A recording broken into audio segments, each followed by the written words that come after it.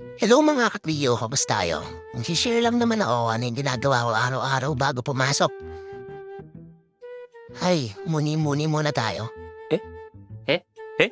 Eh? Siyempre, una-una, kailangan ko silipin ang ating mga lovely pets. Ito nga pala yung una kong pet. Ang name niya is Venom. We are Venom. Lipat tayo sa mga fur babies natin. Check natin kung ano yung status nila ngayon.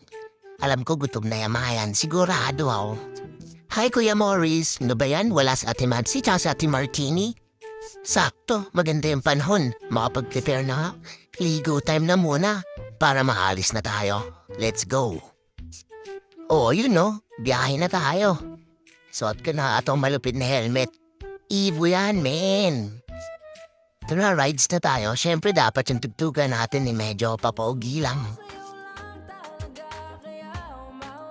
Sa aking kamay, handang ibigay, baby. Pasensya na. Papakanta lang, siyempre, para medyo chill tayo kahit bumabiyahe.